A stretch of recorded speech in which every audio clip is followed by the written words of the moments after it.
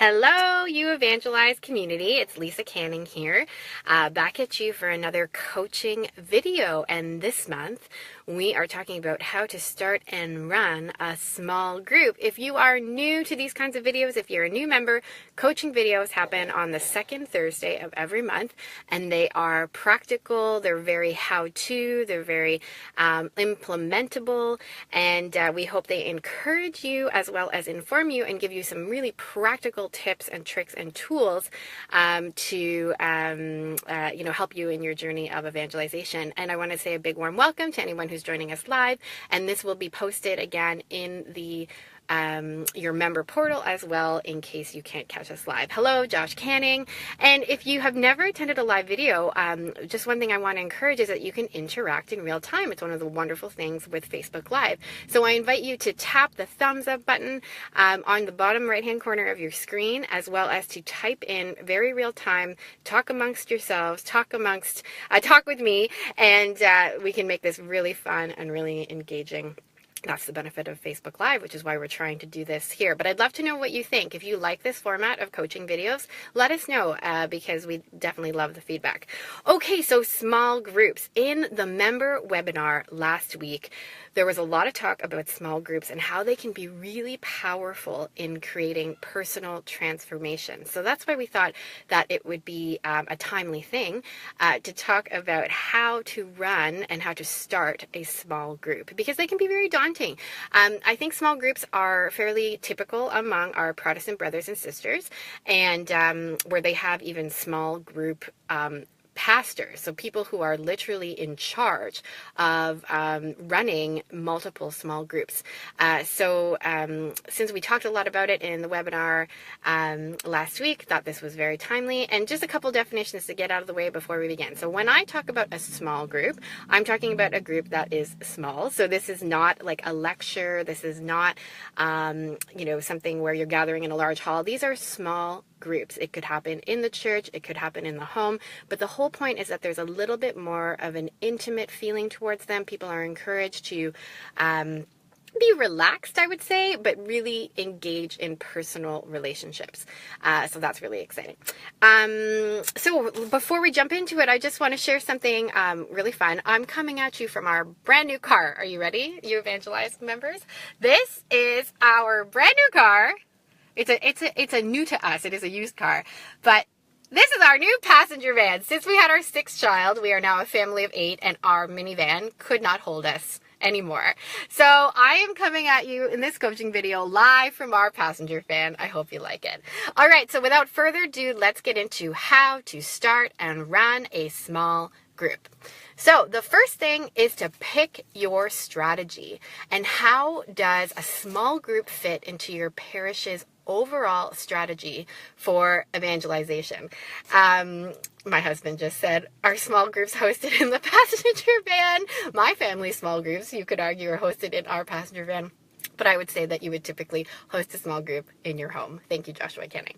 So pick your strategy. How is a small group going to fit within the overall scheme of your parish's evangelization strategy?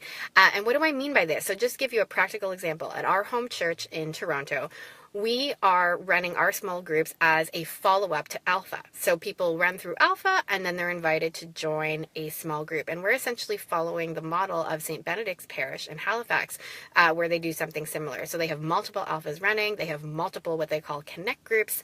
And these are smaller groups that meet either in the church or in the home. So we are following that method. So for us, we are approaching small groups as a discipleship opportunity. So I'm referencing Sherry Waddell's Thresholds of Evangelization.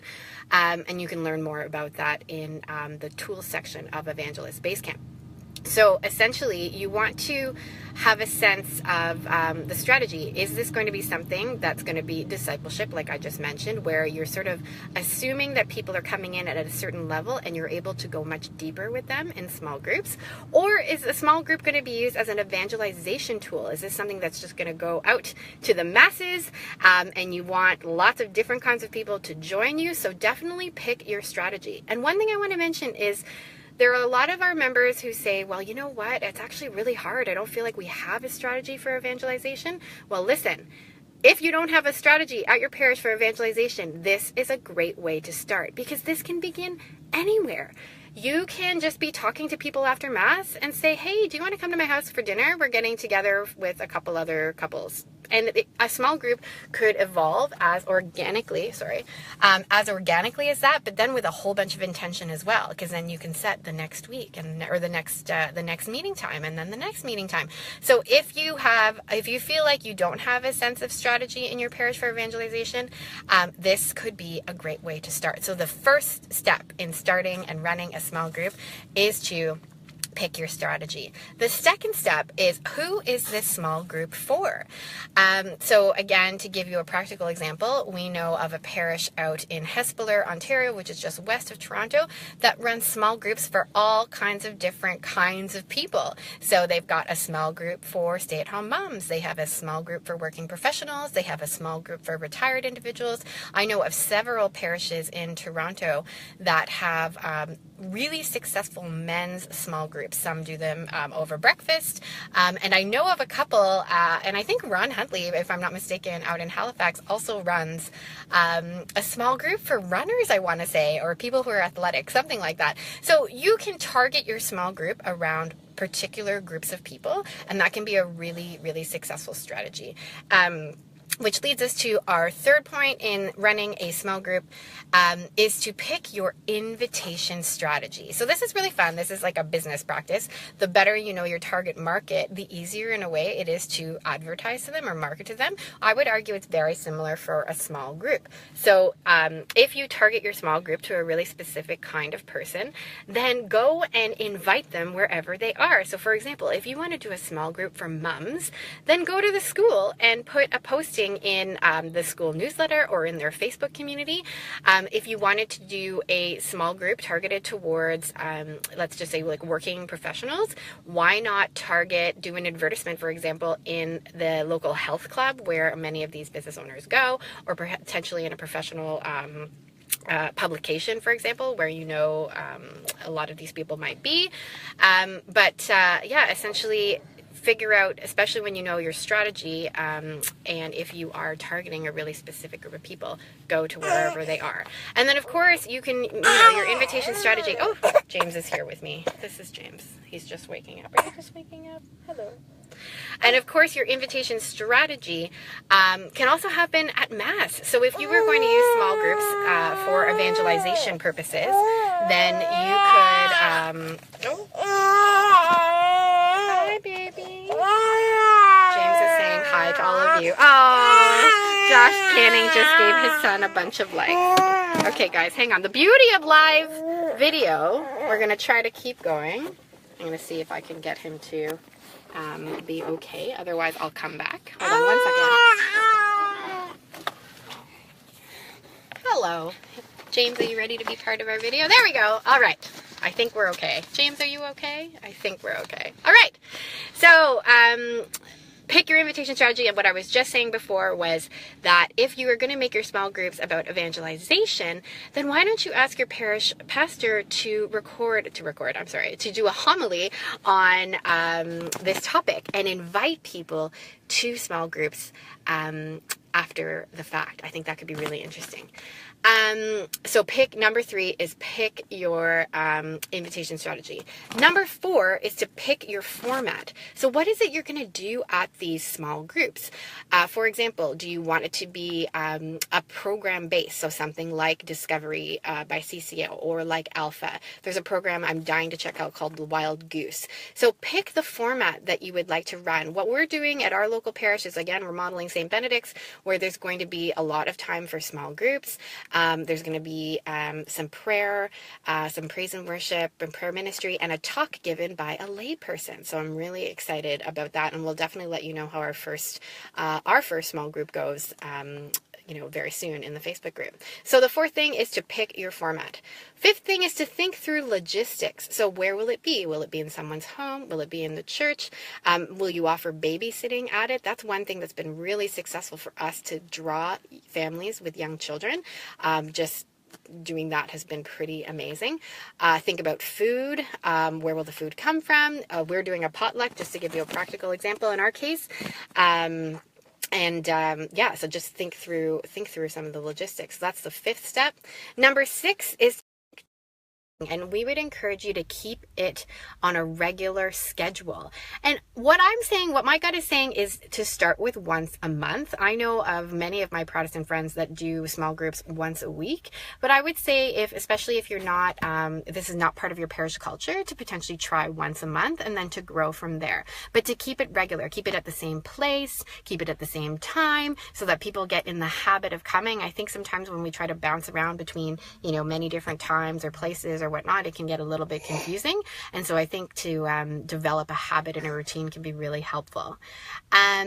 So that is number 6 rather. And then finally, the final point in starting and running a small group is to start inviting. So once you've got all your logistics, once you know your strategy, once you know who this is for, go out and invite. And we talk a lot about how to be invitational and tools and things that you need to almost overcome in order to be invitational in Evangelist Basecamp. Absolutely. So James, are you good? Are you good? How are you doing, baby? Say hi to all of our You Evangelize people. Hello. So I hope this video was helpful. To recap how to start and run a small group. Number 1, pick your strategy. Is this going to be evangelization based? Is this going to be discipleship based? How does this fit in your parish's overall strategy for evangelization? Number 2, who is this small group for? Target it towards a certain group. That can be very helpful. Number 3, pick your invitation strategy. How are you actually going to invite these people to your small group? Number 4, pick your format. What is it that you're actually going to do in your small group during the time? Number 5, think through the logistics. How long will it be? Where will it be? Are you going to serve food? All those kinds of logistics. I wouldn't say that there's like right or wrong things. There are many things that could work. Anything where basically people can feel relaxed and have time to connect with each other. I think that is the key for small groups. I've heard it said where rows become circles. So like where church pews become smaller circles. I think that's really important. Number 6, think timing, keep it regular and repeatable. And number 7, start inviting. I'm so happy to spend time with you on Facebook Live. Thank you to everybody who tuned in live and shared your shared comments. And just a note, if you're watching this on the replay, you can also comment and react as well. So if you're watching this after the fact, definitely leave your comments, definitely share. What are you excited about if you're going to be running a small group? What is challenging about a small group? What do you wish you knew? What have I missed in this video? What have I not covered? Absolutely leave the comments and we will address them soon. And stay tuned next week. So next week is our infographic, and we're going to further expand on the topic of small groups in infographic because there's been quite a bit of discussion on again, how. I think the why is exciting. Obviously we want people to grow closer in relationship with Jesus. We want people to grow closer in relationship with each other. But how do you do that? So stay tuned next week. We're going to expand on this topic in the infographic with even more practical tips and tricks on how to run a small group. All right. I hope this was helpful. God bless you. And thanks so much for tuning in.